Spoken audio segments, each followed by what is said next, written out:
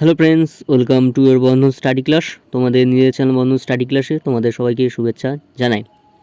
তোমরা যারা ক্যালকাটা ইউনিভার্সিটি আন্ডারে পড়ছো, বিএ ফার্স্ট সেমিস্টার, তোমাদের যাদের এডুকেশন আছে CC1 GE1, তোমরা কেউ কেউ আমাকে কমেন্ট করছো বা বলছো যে দাদা এডুকেশনে আমাদের ফার্স্ট সেমিস্টারে সাবলি আছে, সেই সাবলি এক্সাম দেওয়ার জন্য আমাদের কি কি প্রশ্ন এডুকেশনে দিলে মানে একটু সাজেশান যদি দেন খুবই উপকৃত হই।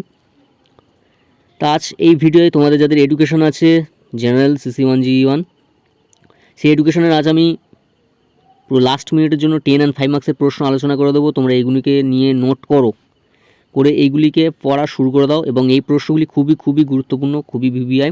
আমি পুরো টোটালি বাছাই করে তোমাদের সামনে নিয়ে এসেছি। তোমরা যারা সাবলি পরীক্ষা দেবে তাদের জন্য এটা বিএ ফার্স্ট সেমিস্টারে। তো চলো ভিডিওটাকে শুরু করা যাক। শুরু করার আগে চ্যানেল যারা নতুন আছো চ্যানেলটিকে সাবস্ক্রাইব করে নিও, এবং ভালো লাগলে লাইক করো, বন্ধুদের মধ্যে শেয়ার করো, এর উপকার যেন সবাই পায়। তো চলো ভিডিওটাকে শুরু করা যাক। তো দেখো, BA first semester education CC1 GE1 সাপ্লি এক্সাম 2024, সাজেশান 2024-এর জন্য লাস্ট মিনিটে, পুরো একদম লাস্ট মিনিট এটা দেখে নাও তোমরা। ফার্স্ট আমি 10 মার্কসের প্রশ্নগুলি নিয়ে আলোচনা করে দেবো, তোমরা নোট করো, এবং যেখানে অসুবিধা হবে অবশ্যই কমেন্ট করবে, আমি বলে দেবো।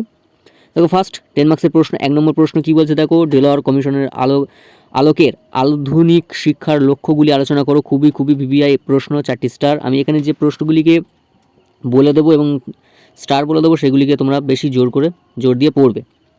2 নম্বর প্রশ্ন কী বলছে, পাঠ্যক্রম বলতে কী বোঝো, বিভিন্ন ধরনের পাঠ্যক্রমের সংক্ষিপ্ত আলোচনা করো, 4টি স্টার, খুবই ইম্পর্টেন্ট। 3 নম্বর প্রশ্ন, শিক্ষা শব্দের অর্থ বোঝাও, শিক্ষার পরিধি আলোচনা করো, 4টি স্টার, খুব ইম্পর্টেন্ট। 4 নম্বর প্রশ্ন, একজন আদর্শ শিক্ষকের কার্যাবলী আলোচনা করো, 4টি স্টার।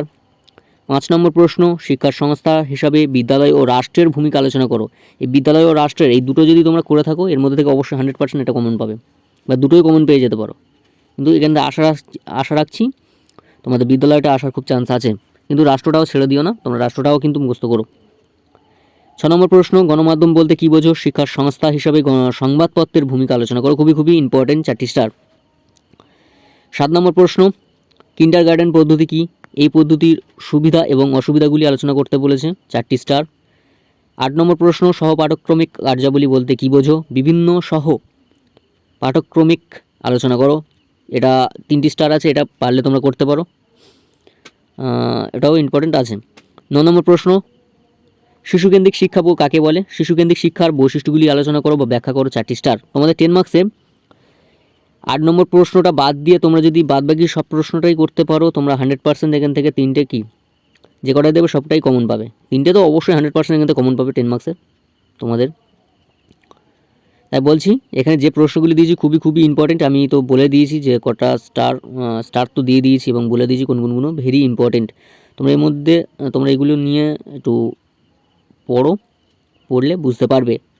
এবং তোমরা যারা বন্ধন স্টাডি ক্লাস ফলো করছো, তোমরা তো জানো কতটা সাজেশন তোমাদের সামনে আমরা তুলে ধরি, এবং যারা বন্ধন স্টাডি ক্লাস ফলো করছে তোমাদের দাদা দিদা, তাদের কাছে তোমরা জিজ্ঞেস করতেই পারো যে বন্ধন স্টাডি ক্লাস কতটা তোমাদেরকে হেল্প করছে এবং করবে।